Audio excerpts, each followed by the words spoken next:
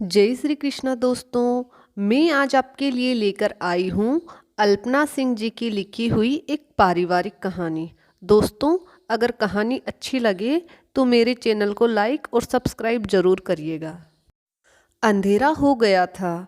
घर जाने की जल्दी थी प्रकाश को। प्रकाश ने अपनी कार का दरवाज़ा खोला ही था कि तभी एक लड़की झट से बिना कुछ बोले कार में बैठ गई। अरे अरे मैडम, ये क्या कर रही हैं? कौन है आप और मेरी कार में क्यों बैठ गई? चलिए उतरिए, मुझे घर जाने के लिए देर हो रही है। लड़की घबराई सी आवाज़ में बोली, मेरे पीछे गुंडे पड़े हैं, प्लीज मेरी हेल्प कीजिए। तभी प्रकाश को 4-5 लोगों के आने की आहट सुनाई पड़ती है। प्रकाश ने कार का शीशा बंद कर दिया और लाइट ऑफ कर दी। सांसें रोके थोड़ी देर तक कार में बैठे रहे दोनों। ऐसा लगा मानो 4 से 5 लोग किसी को ढूंढ रहे हैं। थोड़ी देर इधर उधर देखने के बाद वे लोग वहां से चले गए। पार्किंग एरिया में सन्नाटा था। प्रकाश ने कार स्टार्ट की और पार्किंग एरिया से बाहर निकलकर मेन रोड पर आ गया। प्रकाश ने उस लड़की से पूछा, आपका क्या नाम है? कौन है आप? कहाँ जाना है? वे लड़के कौन थे जो आपके पीछे पड़े थे? उस लड़की ने किसी भी सवाल का जवाब नहीं दिया। उसकी आंखों से केवल आंसू टपक रहे थे और केवल रोए जा रही थी। प्रकाश ने कहा, यदि आप कुछ नहीं बताएंगी तो मैं आपकी मदद कैसे कर पाऊंगा? और लड़की धीरे से बोली, मेरा नाम रिया है। रिया बोली, वह अमित और उसके दोस्त थे। अमित मेरे कॉलेज में मेरे साथ पढ़ता है और मैं अमित से शादी करना चाहती थी, इसलिए गहने और पैसे लेकर घर से भाग आई हूँ। इतना सुनते ही प्रकाश ने झट से कार रोक दी और रिया को देखने लगा। रिया आगे बोली, जब मैं गहने और पैसे लेकर अमित के पास पहुंची, अमित अपने दोस्तों से मोबाइल पर बातें कर रहा था। अमित बोल रहा था, चिड़िया जाल में फंस गई है, थोड़ी देर में जेवर और पैसे लेकर आ ही रही होंगी। जल्दी आ जाओ तुम सब मिलकर पार्टी करेंगे, शराब और सवाब सब मिलेगा। इतना बोलकर रिया चुप हो गई। प्रकाश ने पूछा, कब भागी थी तुम घर से? रिया बोली, सुबह 11 बजे कॉलेज के लिए बोलकर निकल गई। प्रकाश बोला, ओहो, तब तो बहुत देर हो गई। तुम्हारे घर वाले परेशान हो रहे होंगे। चलो मैं तुम्हें घर छोड़ देता हूँ। रिया रोने लगी, मैं घर नहीं जाऊंगी। मैं घर गई तो मेरे पापा मुझे जान से मार डालेंगे। प्रकाश हंसकर बोला, अच्छा, आज तक कितनी बार जान से मारा है तुम्हारे मम्मी पापा ने तुम्हें? बताओगी मुझे? रिया आश्चर्य से प्रकाश की ओर देखती है। प्रकाश बोला, बचपन से आज तक कितनी गलतियां की होगी तुमने, याद करो। और कितनी बार तुम्हें माफ़ कर गले से लगाया तुम्हारे मम्मी पापा ने, ये भी याद करो। देखो रिया, इस दुनिया में माता पिता ही है जो अपने बच्चों की बड़ी से बड़ी गलती को माफ़ कर उन्हें अपने सीने से लगा लेते हैं। इसलिए तो माँ बाप को भगवान का दूसरा रूप मानते हैं।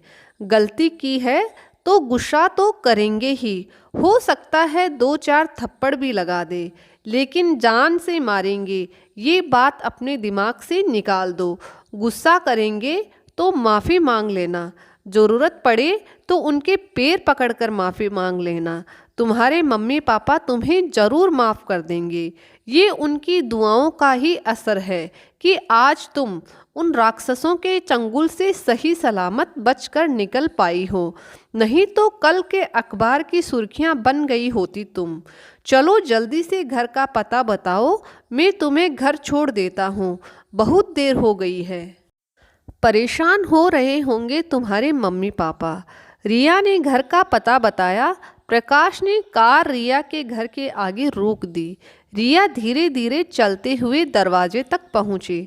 डरते हुए डोरबेल बजाई। रिया की मम्मी ने दरवाज़ा खोला। रिया को देखकर गुस्से से बोली, कहाँ गई थी? टाइम देखा है तुमने? सुबह 11 बजे घर से गई थी, रात के 8 बज गए।